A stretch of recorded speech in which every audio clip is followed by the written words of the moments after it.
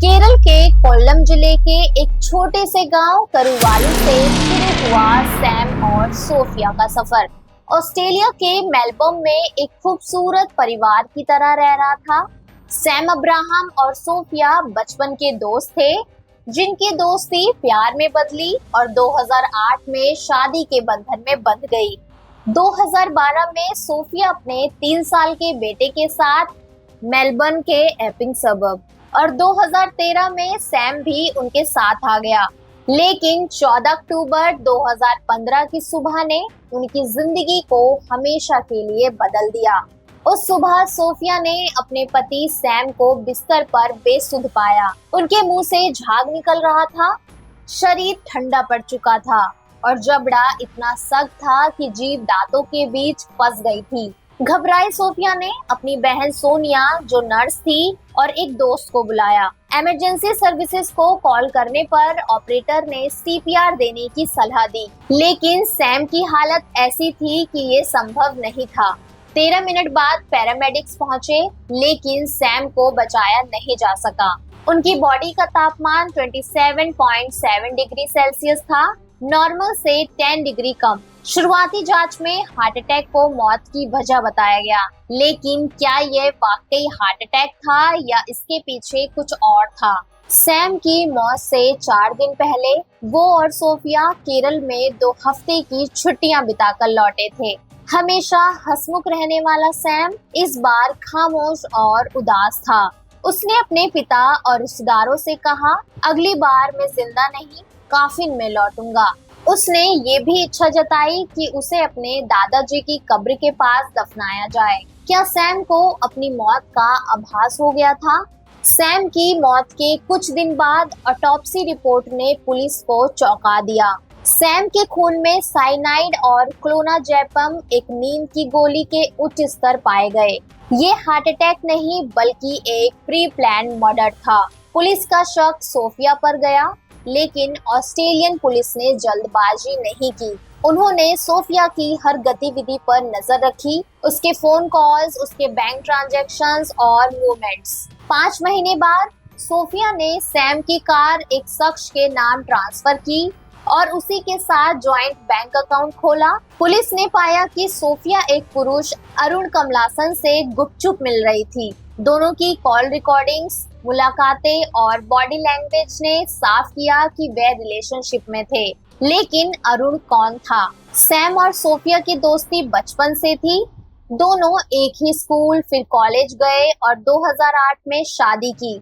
लेकिन 2003 में जब सैम तमिलनाडु में एमबीए कर रहा था, सोफिया की मुलाकात महात्मा गांधी यूनिवर्सिटी में अरुण कमलासन से हुई। उनकी दोस्ती जल्द ही अफेयर में बदल गई। सैम को इसकी भनक तक नहीं थी। 2005 में सोफिया का पोस्ट ग्रेजुएशन और अरुण की इंजीनियरिंग पूरी हुई, लेकिन सोफिया ने अरुण के साथ अपने रिश्ते को सैम से छुपाया।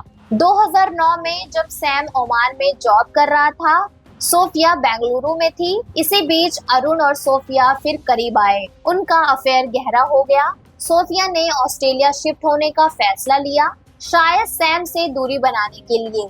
लेकिन सैम, जो अपनी फैमिली को पहले रखता था, 2013 में ऑस्ट्रेलिया आ गया। हैरानी की बात यह है कि उसी साल जुलाई में अरुण भी मेलबर्न पहुंच गया। 2013 में सैम को सोफिया के अफेयर का पता चला।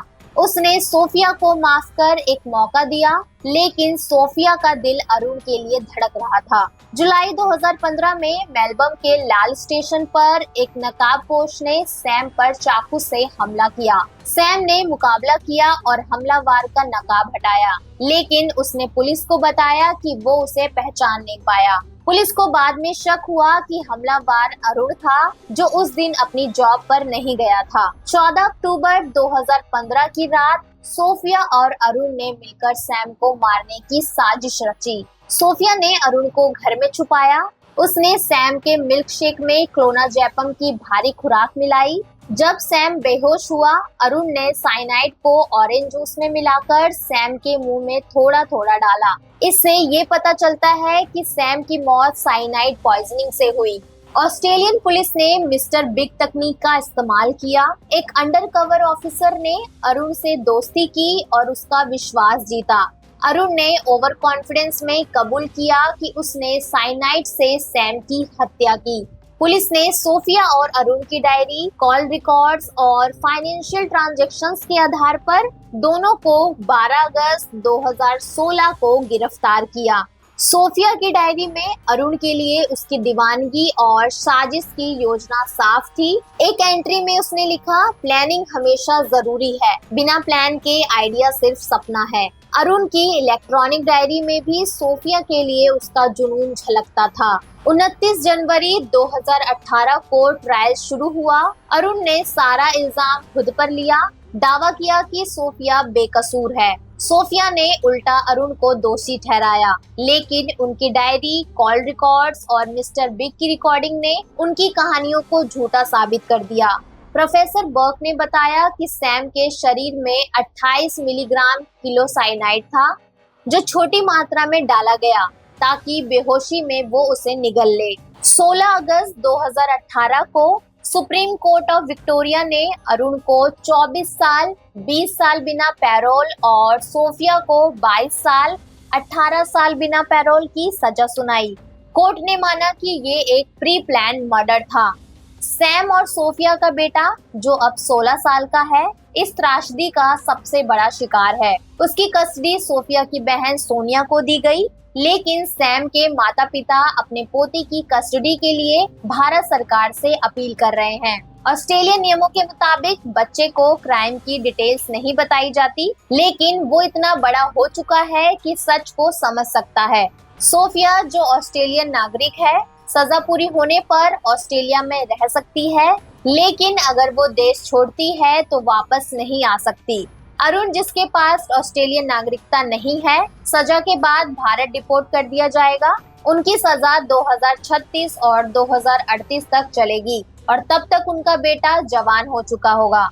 ये केस कई सवाल छोड़ता है। सोफिया, जो सैम से शादी के लिए मरने को तैयार थी, उसी की हत्यारी कैसे बनी?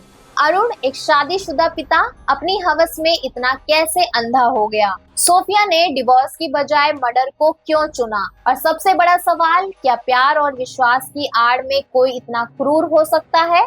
ये कहानी न सिर्फ एक क्राइम की है, बल्कि प्यार, धोखे और सनक की भी है, जिसने एक मासूम बच्चे का बचपन और एक परिवार का सुकून छीन लिया। और भी क्राइम से रिलेटेड वीडियो देखने के लिए आप हमारे चैनल को सब्सक्राइब कर सकते हैं। धन्यवाद।